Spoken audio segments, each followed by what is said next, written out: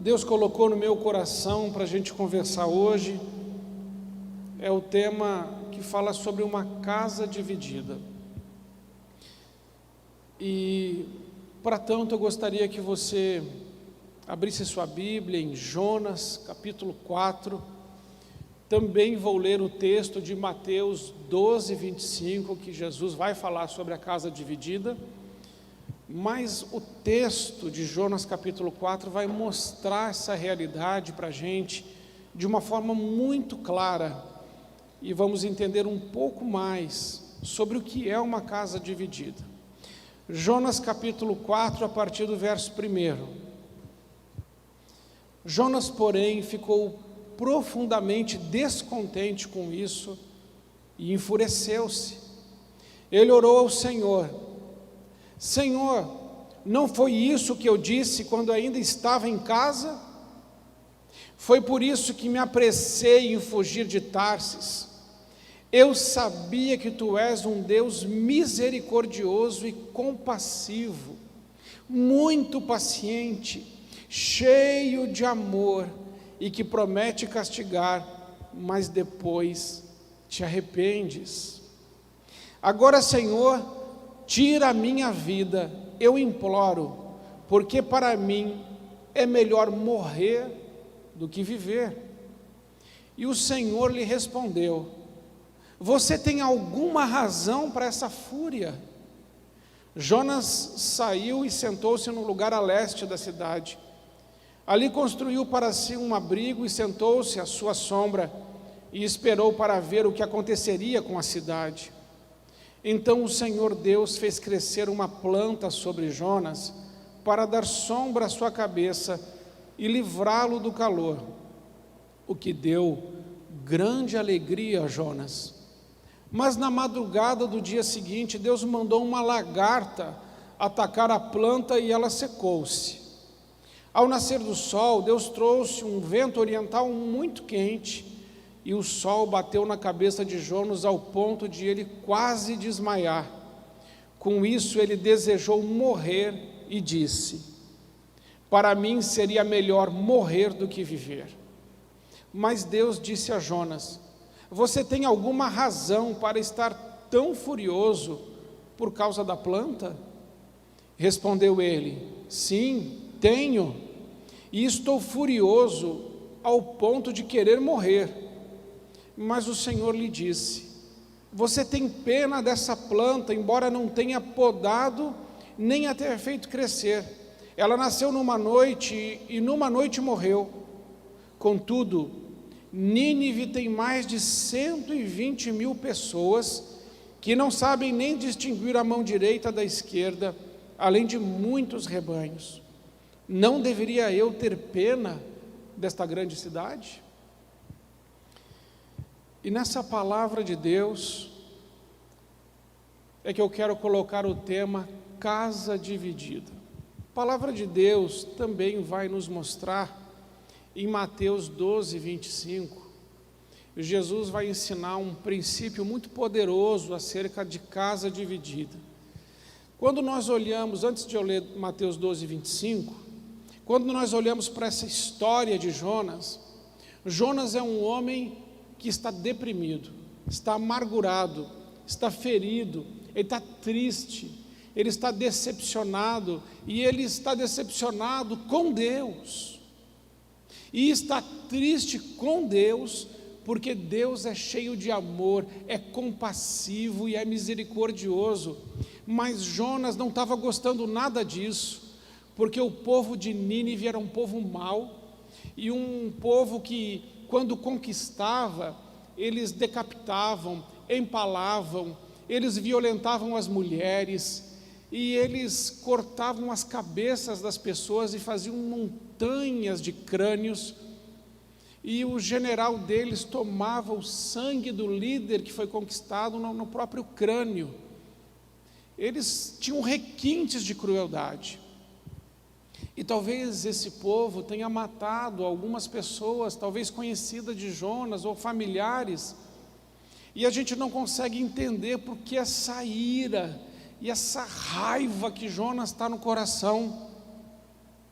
E Deus diz para ele: mas você vai lá, e você vai profetizar, e você vai anunciar àquele povo, que se eles se arrependerem, eu vou perdoá-los.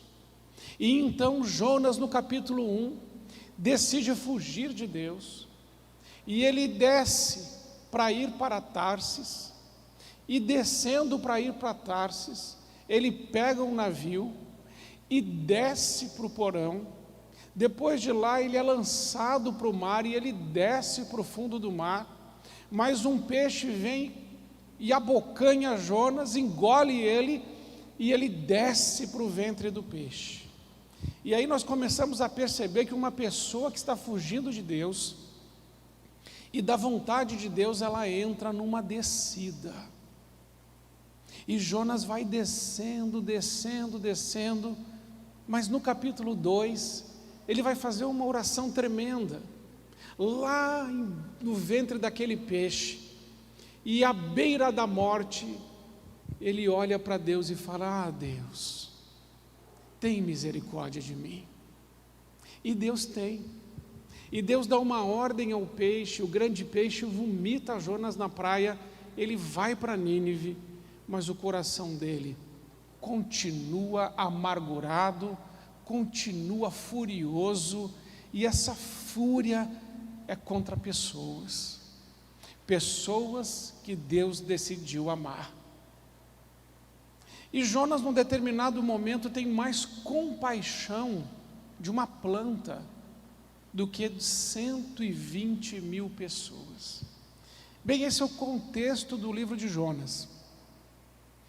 Agora, nós precisamos entender o que Jesus fala sobre essas coisas do nosso coração. E ele vai falar lá em Mateus 12, 25, 12, 25, se não me falha a memória, pode pôr. Ele fala que uma casa dividida não subsiste. Ele começa falando assim: um reino dividido não subsiste.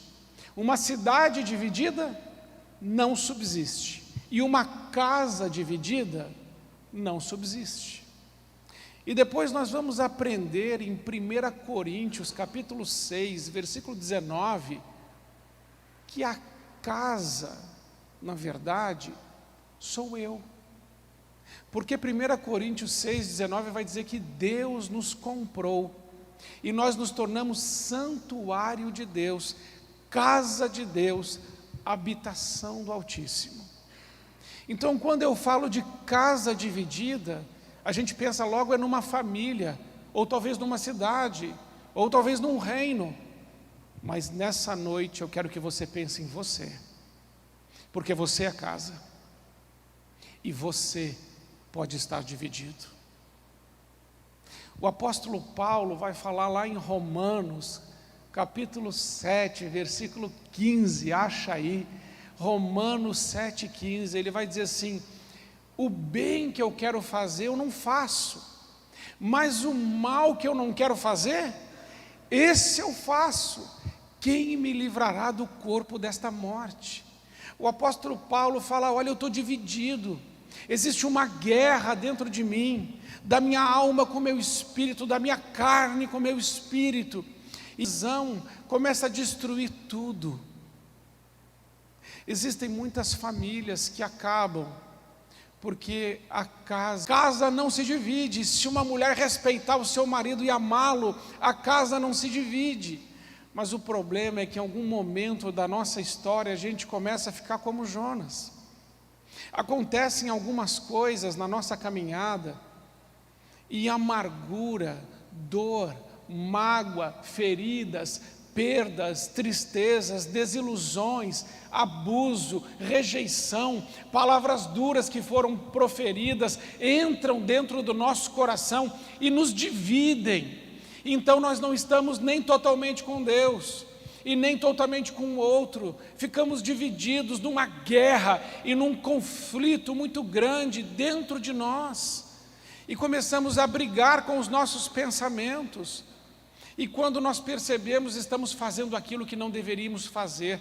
Quando percebemos, palavras duras já saíram dos nossos lábios, e indiferença no nosso coração, e então machucamos o outro, ferimos quem amamos, e começamos a trazer para dentro da nossa casa algo tóxico, ruim.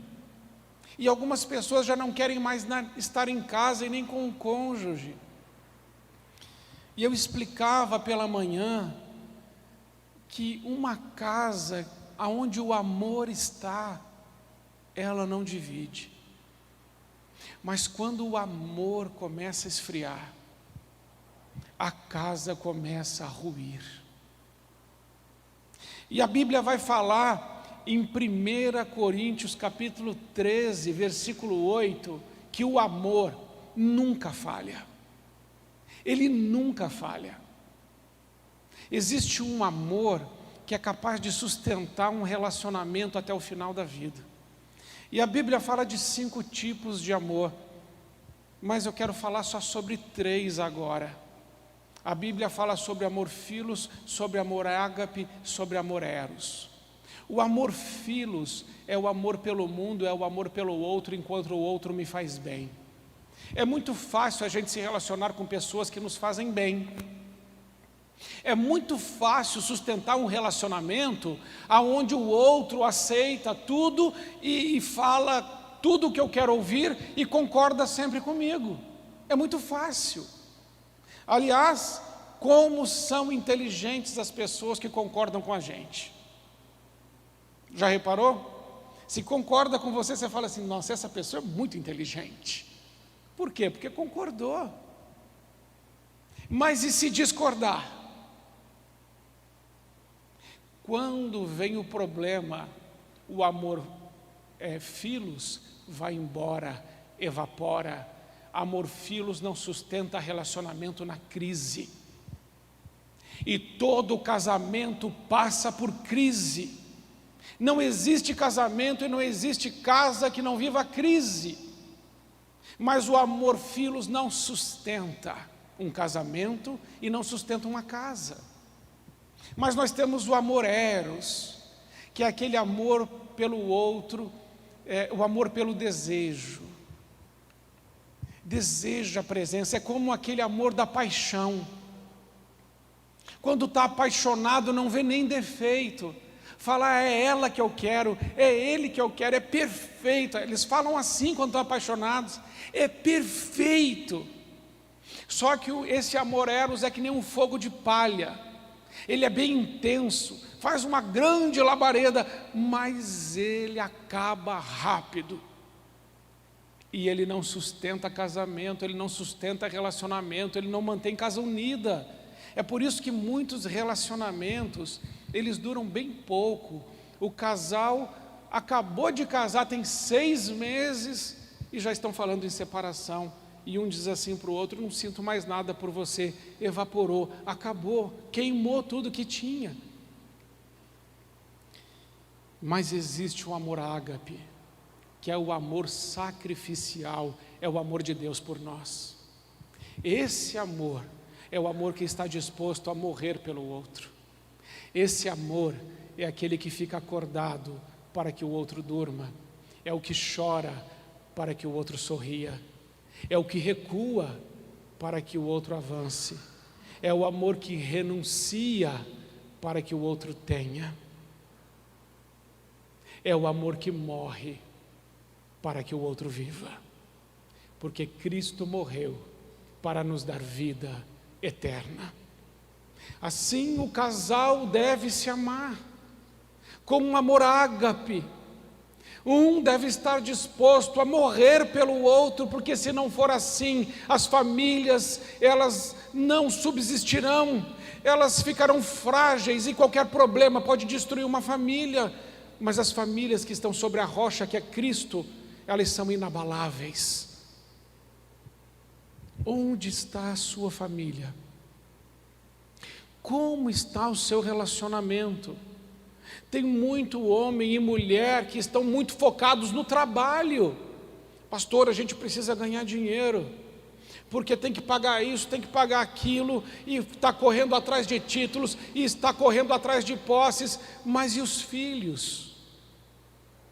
E os filhos? Filho não quer presente, filho quer presença. Quer ouvir do pai, eu te amo, quer colo, quer carinho, quer tempo. Quer ver um filho e uma filha se sentirem seguros? É ver o pai e a mãe bem. Quando o pai e a mãe estão bem, os filhos estão bem. Talvez você nem lembre os presentes que você pediu para os seus pais e você não ganhou. Mas com certeza você lembra todas as vezes que os seus pais chegaram e falaram: olha filho, eu amo você, vem cá, eu estou junto com você. Isso a gente não esquece. O amor dos nossos pais, a gente não esquece. E quando os casais se separam, passam uma mensagem para os filhos. E se você que está me ouvindo já se separou, não receba essa palavra como uma crítica e nem se sinta mal, porque não é o propósito dessa mensagem, mas é que você faça uma reflexão. Se você já se separou, saiba que os filhos aprenderam algo que não foi bom, que quando a crise chega, a gente pode ir embora, que quando não dá certo, a gente pode pedir para sair, mas quando casou, se foi até o altar, deve ter dito: até que a morte os separe? Sim. E jurou diante do altar de Deus que era só a morte separaria. Então, quando um casal vem falar comigo que quer separar, eu falo: Senhor, mata um dos dois. Eles falam: não, pastor, a gente já está melhorando. Eu falo: oh, que bom, irmão, que bom. Porque você disse diante de Deus: só a morte vai nos separar. Ah, pastor, mas eu estava apaixonado. O problema é seu. Casou, é para a vida inteira. E é isso que a gente tem que ensinar em casa. Mas quando a gente se separa, a gente perde a autoridade de falar isso. Mas não perde a autoridade de voltar de novo e dizer: olha, eu errei, me separei, não era o que Deus tinha, meu filho e minha filha, não façam isso. Não façam o que eu fiz, vocês podem fazer melhor. E o pai vai orar por você, a mãe vai orar por você. Nós não podemos passar um legado de famílias que se dissolvem e que acabam por causa dos problemas. Nossa casa não pode se dividir. Quando a nossa casa se divide, muitos problemas se instalam. E quem já se separou e tem filhos nesses relacionamentos, como é difícil você equilibrar tudo isso depois. Então, essa palavra, ela tem um propósito de falar o seu coração e de você perguntar para Deus: a minha casa está dividida, Senhor? Uma família termina quando o nosso coração se divide. Como está o seu coração? Eu tenho ensinado e preciso falar isso mais uma vez. Nós nos alimentamos de muito lixo. O nosso corpo que foi projetado por Deus aceita lixo? Não. O corpo, teu corpo que Deus projetou não aceita lixo. Se você comeu uma comida estragada, seu corpo te avisa rapidinho. Ânsia de vômito, diarreia, náuseas. Seu corpo foi projetado por Deus para mandar o que não presta embora. É ou não é? Claro. Mas a sua alma não. A sua alma não. Seu corpo come comida, mas a sua alma come pensamentos. Quais são os pensamentos que estão na sua mente? Nesse tempo de pandemia, nós temos tempo para fazer reflexão, para a gente parar e pensar: que vida é essa que estamos levando? Como está a nossa família? Como estão os nossos filhos? Como estão os nossos pais? Como estão os nossos irmãos? Jesus não morreu por coisas, Jesus morreu por pessoas. Jesus morreu por mim e por você, para nos dar vida e vida em abundância. Mas às vezes, irmãos, nós ficamos em silêncio, calados, amordaçados, e não somos capazes de nos aproximar do outro e dizer: eu amo você, eu amo você, me perdoa, eu errei com você, você pode me perdoar? A gente pode recomeçar? Quantos filhos estão nas drogas, no álcool, na homossexualidade, perdidos, porque os pais os abandonaram? Quantos? Uma geração perdida, vivendo na superficialidade, aonde o jornal chama de geração nem estuda, nem trabalha, vida vocacional aleijada, sem visão, sem propósito, sem rumo, sem direção, porque quem dá direção, rumo e propósito é pai e mãe. E se falharmos nisso, estamos falhando em enviar a próxima geração como uma geração cheia do Espírito Santo. Como está a nossa casa? E aí a nossa alma fica intoxicada, porque vem as confusões, vem as brigas, temos a nossa história familiar, e aí ficamos como Jonas, com um coração cheio de raiva, de amargura, de ódio, de dor, de ira, furiosos, perdemos a sensibilidade, e nos importamos mais com as coisas do que com as pessoas, porque Jonas estava ali, muito bravo porque uma planta morreu, mas não estava nem aí, porque 120 mil pessoas poderiam ir para o inferno, ele não estava nem aí, ele estava só preocupado com ele estava no seu egocentrismo egoísta, e falando: Senhor, para mim é melhor morrer do que viver. E Deus disse assim: é justo isso? É justo isso que você está falando? E ele falou: é justo. Ele não sabia o que estava falando. Assim somos nós. Quando o nosso coração se enche do que não presta, nós começamos a vomitar tanto lixo para fora, que Deus olha para nós e com certeza faz a mesma pergunta: é justo isso que você está fazendo? Hoje é dia de você perguntar para Deus: Senhor, o que eu posso fazer para unir a minha casa? Senhor, como? Me ajude. Porque não é nos negócios, não é no trabalho, não é com dinheiro que você vai resolver as coisas. É com amor, é com lágrimas, é com choro, é com compaixão, com misericórdia, com quebrantamento. Quantos filhos estão perdidos, quantos cônjuges estão na mesma casa, mas não se amam mais.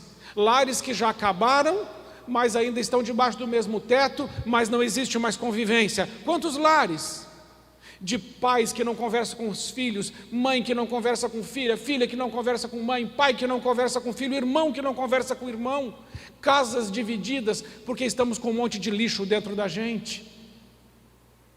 Mas o nosso corpo vomita, a nossa alma tem que vomitar também. Sabe como é que a alma vomita? Igual o corpo. A alma vomita pela boca. A gente precisa começar a falar sobre aquelas coisas ruins que estão dentro da gente. A gente precisa pôr isso para fora. O diabo quer colocar mordaças nos nossos lábios para que a gente fique com lixo dentro da gente. Ele gosta do silêncio. Ele gosta de segredos. Mas nós precisamos confessar. Nós precisamos tirar isso de dentro de nós. É o que Tiago ensina. Em Tiago capítulo 5, acha aí, Tiago 5,16, ele vai dizer assim: confessai vossas culpas uns aos outros, e orai uns pelos outros, para que sareis. A cura vem pela confissão, a cura vem pela intercessão pelo outro, a cura vem quando a gente começa a relacionar. Se você quer ser curado das suas dores, se você quer ser curado das mágoas, das perdas, das injustiças, comece a falar. Chega de silêncio, chega de segredo. Está na hora de reunirmos a nossa família, olharmos nos olhos e dizer: me perdoa em nome de Jesus, eu amo você. Nossa família vai viver os sonhos de Deus, nossa família vai viver os planos de Deus, nossa família vai ser conhecida como uma família cheia da presença do Espírito Santo, uma família onde há amor, onde há alegria, onde há paz, onde Jesus está. Mas eu preciso tomar iniciativa. Chega desse silêncio, chega de fingir que está tudo bem.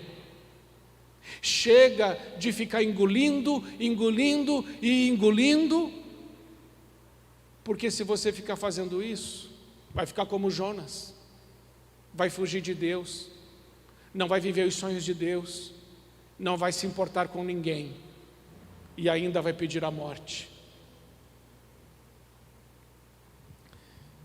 1 João 1,9, acha aí 1 João capítulo 1, versículo 9, diz: se confessarmos os nossos pecados, Deus, Ele é fiel e justo para nos perdoar os pecados e nos purificar de toda injustiça.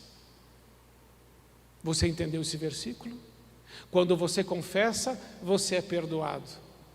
Mas as injustiças que aconteceram na sua vida, você precisa de ser purificado.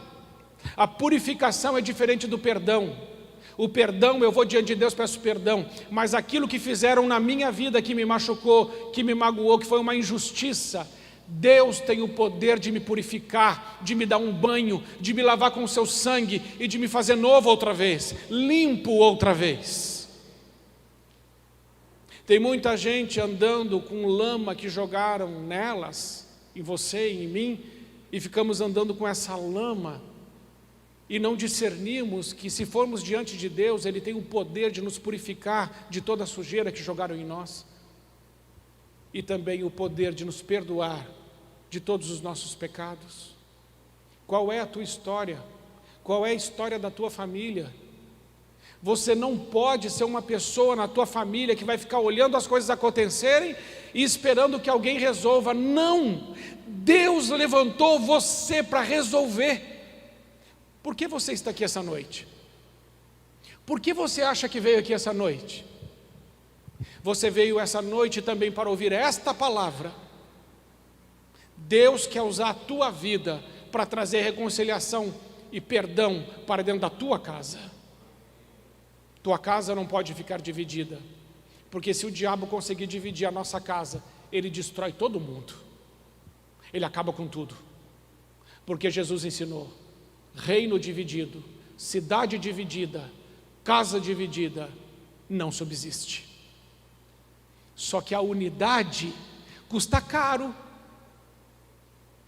porque para ter unidade precisa ter humildade.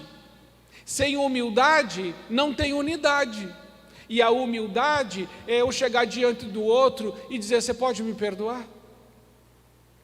A humildade é eu ter uma perspectiva correta de mim mesmo, saber que eu sou pecador, miserável e que preciso desesperadamente da graça de Deus.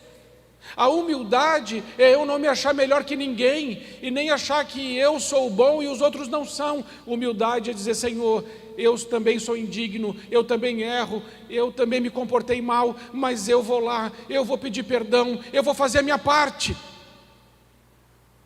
Porque não tem como construir unidade se todo mundo for queixo duro, se todo mundo empinar o peito, se todo mundo erguer a cabeça e for arrogante. Como vai ter unidade?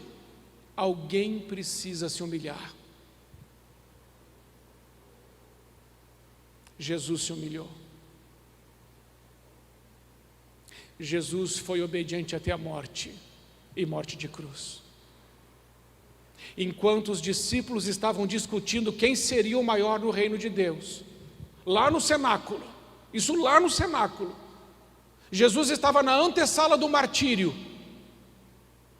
Jesus estava à sombra da cruz, e os discípulos estavam discutindo quem seria o maior. É naquela hora que ele cinge-se com uma toalha, pega uma bacia e lava os pés deles, e disse: o maior é o que serve, o maior é o que lava o pé dos outros, o maior é o menor. No reino de Deus é invertido. Aquele que quiser ser o maior, seja o servo de todos. Esse é o paradoxo de ser cristão. E às vezes, irmãos, nós entramos nessas discussões, como os discípulos. E será que Jesus vai ter que vir de novo e lavar os nossos pés? Para a gente aprender que é melhor ser humilde e é melhor servir. Que Deus possa usar a sua vida de forma tremenda na sua família. e que Ele te dê graça e coloque palavras nos seus lábios para que você possa promover a reconciliação. E você que é casado, de forma nenhuma aceite a separação. E você que é solteiro, quando casar, é para sempre. É até que a morte os separe. Todos vivemos crises. Todos. Mas quando nós estamos andando com Deus, cantamos aqui: se o mar me submergir, a tua mão vai me tirar de lá. Se o problema chegar de uma forma muito grande, o Senhor me faz andar sobre as águas. Obedeça e você vai ver os milagres de Deus. Amém, irmãos? A casa dividida precisa acabar. Mas para a casa dividida acabar, eu preciso estar alinhado com Cristo. E eu preciso fazer outra coisa que o apóstolo Paulo ensinou. Estou crucificado com Cristo. Logo, já não sou eu quem vivo. Cristo vive em mim. E a vida que presente vivo na carne, vivo pela fé no Filho de Deus, que me amou e que se entregou por mim. Que você possa hoje crucificar a sua carne, para que Cristo possa viver em você e fazer através de você o que Ele vem tentando fazer há muito tempo na sua família e não consegue. Que Ele possa encontrar você para fazer o que Ele quer fazer lá.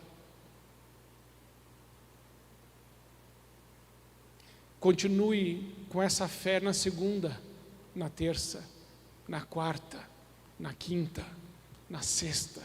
Fique firme, deixa Deus te usar. Amém? Vamos ficar em pé, eu quero orar por você.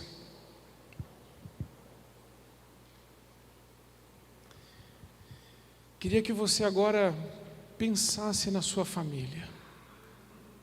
Eu vou chamar já a equipe de louvor. Pensa na tua família.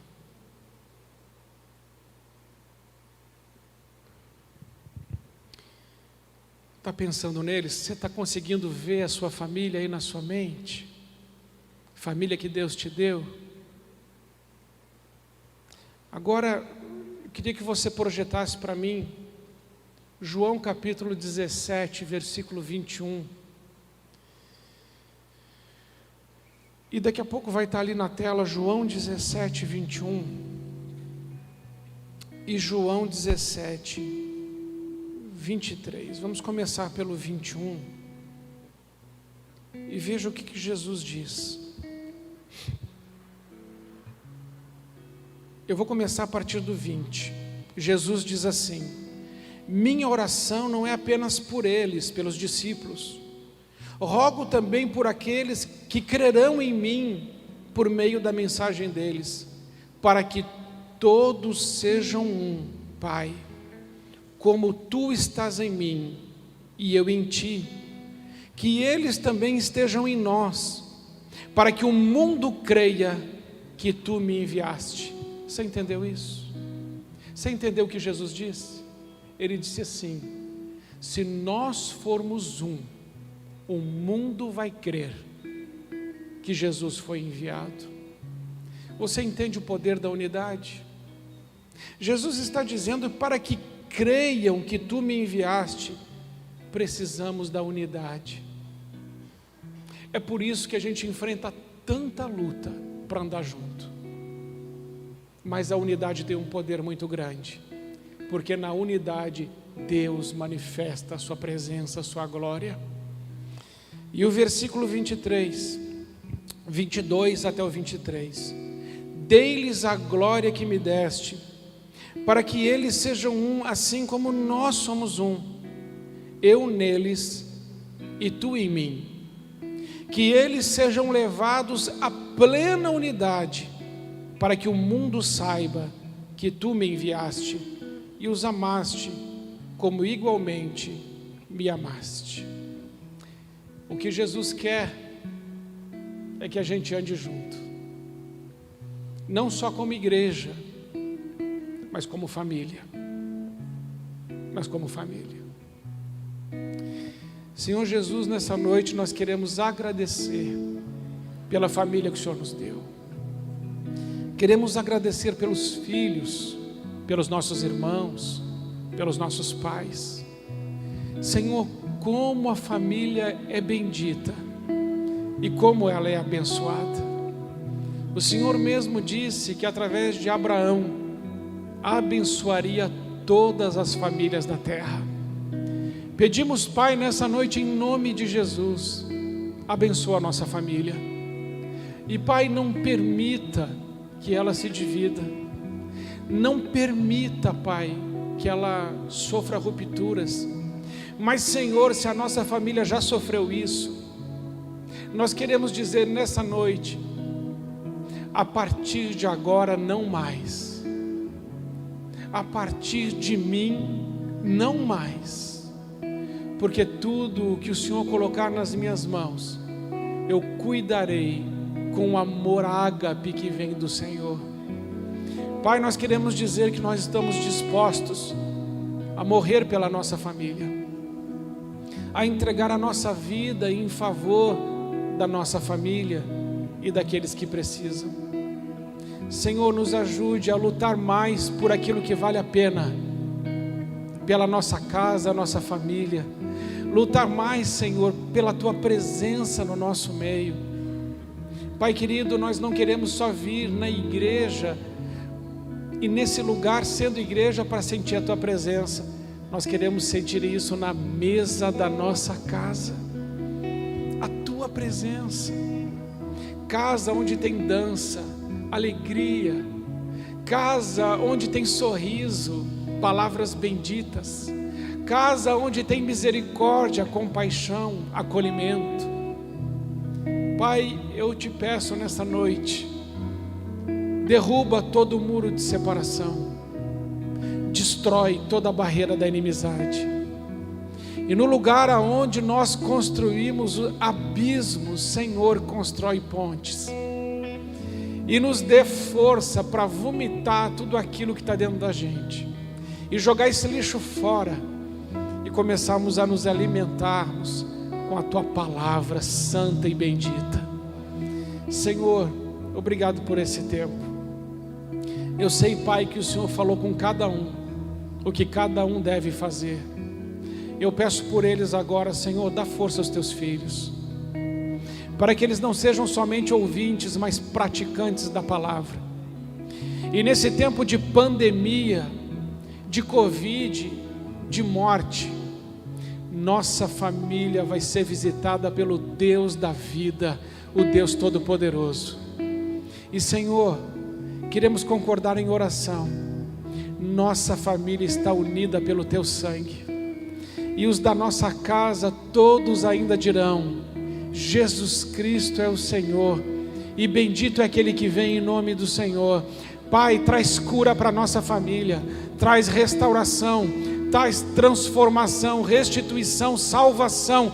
Senhor, enche a nossa casa com a Tua presença, e Senhor, devolve aquela paixão aos cônjuges, Senhor, aquele desejo de um estar perto do outro. Senhor, devolve isso, aquela admiração, aquele carinho, aquele respeito, aquele amor que vem do céu. É a nossa oração agradecidos, em nome de Jesus. Amém.